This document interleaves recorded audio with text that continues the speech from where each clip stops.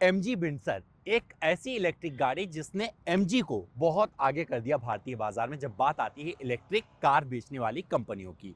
और यहाँ पर आपको बता दूं, विंडसर इसका लुक देख सकते हैं। बहुत सारे लोगों को लुक अच्छा नहीं लगता, लेकिन वजह थी इसका कंफर्ट और लोग पागलों की तरह इसे खरीदने पे जुट गए। फिर क्या किया एमजी ने, इसका प्रो वेरिएंट भी ले आए 50+ KWH बैटरी पैक के साथ में। जो ये गाड़ी है, ये 38 KWH बैटरी पैक है इसमें। और मुझे लगता है कि अगर आप प्रैक्टिकलिटी ढूंढेंगे तो इस गाड़ी से बेहतर कुछ नहीं हो सकता है। लगभग 4000 किलोमीटर मैं चला चुका हूं चार्ज कर करके इस गाड़ी को। और अब एक लॉन्ग ड्राइव एक्सपीरियंस आपसे साझा करने जा रहा हूं, जहां पर बताऊंगा कि ये गाड़ी आपको अब क्यों खरीदनी चाहिए, क्योंकि इसके ओडोमीटर पर 22,000 किलोमीटर अंकित हो चुके हैं। अगर आप बहुत सारे सवालों के जवाब में अभी भी उलझे हैं और सोच रहे हैं कि एमजी की विंडसर खरीदनी चाहिए या नहीं, तो मुझे लगता है ये वीडियो आपके काम का है। साथ में अगर आप विंडसर चला रहे हैं ना, तो भी अपना योगदान दीजिएगा और बताइएगा कि आपकी विंडसर कैसी चल रही है। चलिए, मैंने जो एक्सपीरियंस किया है वो आपसे साझा करता हूं।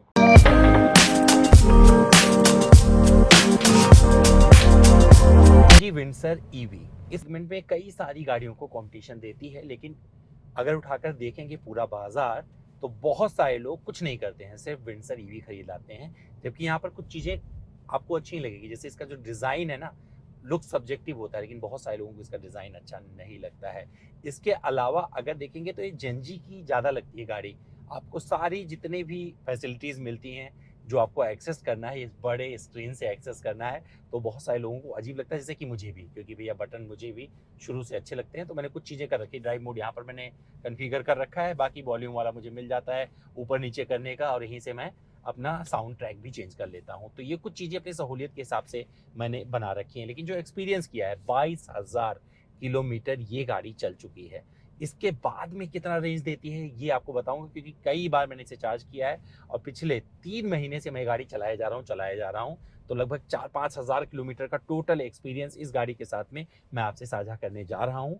और अगर आप इलेक्ट्रिक लेने की सोच रहे हैं, तो मुझे लगता है विंडसर ईवी के आसपास अगर आप अटके हैं ना, तो आपको उन सभी सवालों के जवाब मिल जाएंगे जिसका जवाब आपको चाहिए शोरूम पर जाने से पहले। तो क्या क्या चीज़ें इसमें मिलती हैं, तो सबसे पहले परफॉर्मेंस का जिक्र कर लेता हूँ। तो ये परफॉर्मेंस में 134 bhp का जो पावर आउटपुट है, ये आपको मिल जाएगा। और आप इसके पूरे परफॉर्मेंस को अच्छे से एक्सप्लोर नहीं कर पाएंगे, क्योंकि आपका मन करेगा कि ये ज़्यादा से ज़्यादा रेंज आपको निकाल के दे। तो चाहे जितने लोग बात करें कि रेंज एंजाइटी दूर हो गई है, चार्जिंग इंफ्रा लगभग 40,000 के आसपास फास्ट चार्जर पूरे देश में लग चुके हैं, और यहाँ पर आप अच्छे से जी सकते हैं। बट जब भी कोई इलेक्ट्रिक गाड़ी चलाना शुरू करता है ना, तो फायदा उसी को है जो अपने घर पे चार्ज करके इलेक्ट्रिक गाड़ी का उपभोग कर रहा है। क्योंकि इसके अलावा अगर आप फास्ट चार्जिंग पर जाके गाड़ी चार्ज करते हैं, तो मेरी कहानी आपको जरूर सुननी चाहिए। क्योंकि 650 रुपये में चार्ज करता हूँ, 700 रुपये में, और मैं इस गाड़ी को चलाता हूँ लगभग 260-270 किलोमीटर ट्रैफिक कंडीशन के हिसाब से, इतना। और मुझे जो टॉप इसका रेंज मुझे मिला है इस दौरान, एक बार मुझे सिर्फ 307 किलोमीटर का मिला है। बाकी टाइम पे मतलब मुझे उतना रेंज नहीं मिला है। तो कई बार चार्जिंग किया मैंने घर के आसपास जाके फास्ट चार्जिंग पे। तो स्टैटिक से चार्ज किया, जियो बीपी थोड़ा महंगा पड़ता है, बट उससे भी मैंने चार्ज किया, और 1 घंटे में 80% हो जाती है, ये बता सकता हूँ। तो ये आराम से 1 घंटे में 80% के आसपास चार्ज हो जाती है। 80% के बाद में थोड़ा ज़्यादा टाइम लगाती है, तो उसके लिए आपको बैठना पड़ेगा। बट मुझे लगता है कि फास्ट चार्जिंग में 80% काफ़ी होता है। आप चार्ज करिए, आगे निकल जाइए, फिर कहीं और चार्ज कर लीजिएगा, टाइम मत वेस्ट करिए, क्योंकि चार्जर आपको कहीं ना कहीं 100% मिल जाएंगे। साथ में मैंने इससे कोई बहुत लंबी दूरी की यात्रा नहीं की है, लेकिन जो भी किया है पूरा सिटी कंडीशन वाला मैंने इसके साथ में टेस्ट किया है। लॉन्ग ड्राइव में ऑलरेडी इसके पहले ही करके आपको बता चुका हूँ कि ये गाड़ी चलाने में कैसी है, तो उसका जिक्र मैं पहले ही कर चुका हूँ। जो लोग इस गाड़ी को चलाते हैं उनका भी मैंने कई बार ओपिनियन लिया, तो लोगों को इससे ज़्यादा प्रैक्टिकल गाड़ी ईवी में नहीं लग रही है। और ये फेवर में जाता है एमजी के, क्योंकि लोगों को रेंज चाहिए, और जो कमिटमेंट रेंज की कर रहे हैं वहाँ के इर्द गिर्द आके अपनी ये बात रख देती है।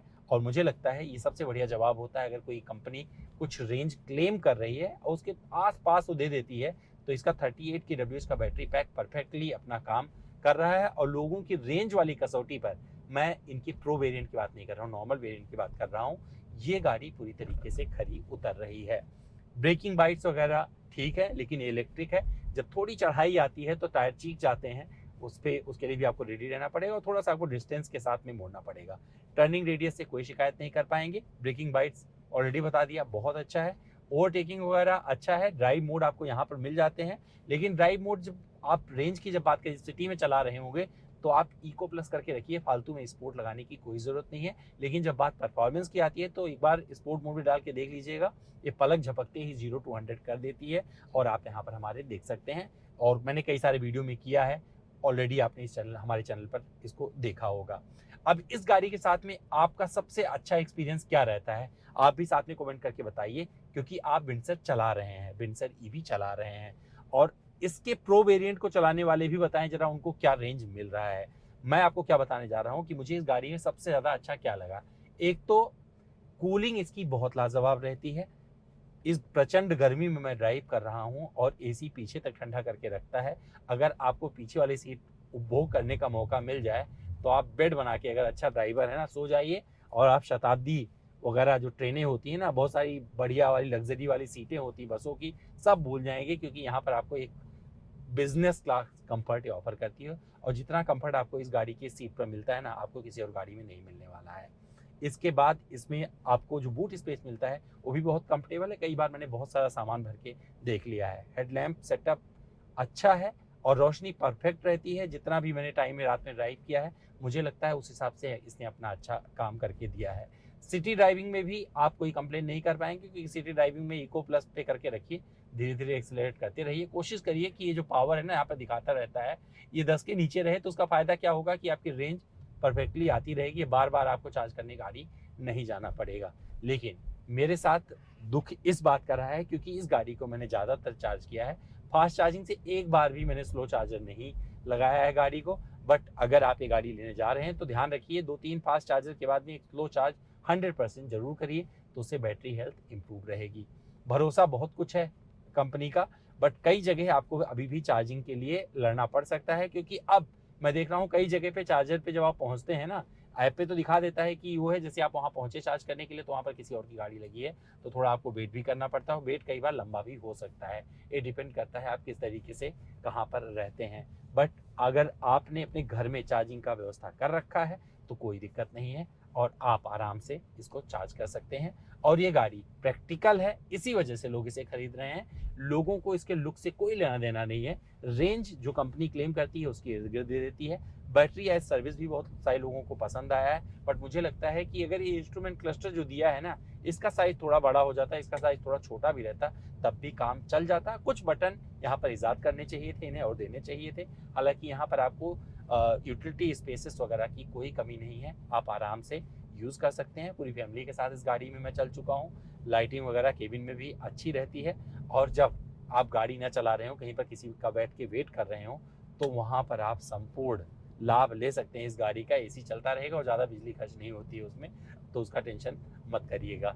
तो विंडसर ईवी के साथ में जो मेरा एक्सपीरियंस रहा है वो काफ़ी मिला जुला रहा है, और मैं इतना बोलना चाहूँगा कि अगर आप इसे सडनली किसी स्पीड ब्रेकर से कूदाएंगे तो ये जो है आपके कमर को दर्द दे जाएगा, तो वहाँ पर थोड़ा आपको केयरफुल रहना है। आराम से स्पीड ब्रेकर से निकालिए, खराब रास्ते के लिए बनी नहीं है।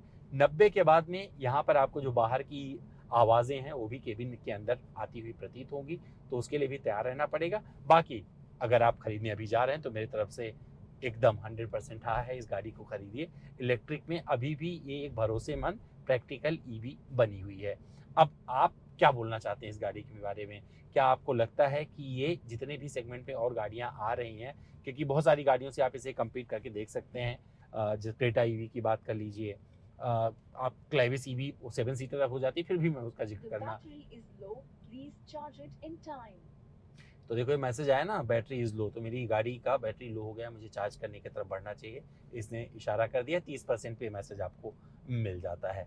तो मैं क्लेविस ईवी को ही मान लेता हूँ 7 सीटर के तौर पर, क्योंकि बैटरी पैक वही है, उसमें ज़्यादा आपको इधर उधर नहीं मिलेगा। फिर भी मुझे लगता है इस सेगमेंट में जितनी गाड़ियाँ मिल रही हैं, पंच ईवी हो गया, नेक्सॉन ईवी हो गया, उनकी तुलना में तो ये बेहतर ऑप्शन यहाँ पर अवेलेबल है। आपको क्या कहना है इस वीडियो के बारे में, और इस गाड़ी के साथ में जो आपका एक्सपीरियंस है, अगर आप मुझसे मिलकर शेयर करना चाहते हैं तो आइए, हमारा इंस्टा हैंडल है पावर ऑन व्हील, कमेंट करिए, हम आपसे मिलने आपके शहर आएंगे और आपकी कहानी अपने चैनल पर दिखाएंगे। तो चलिए फिर मिलते हैं किसी और वीडियो।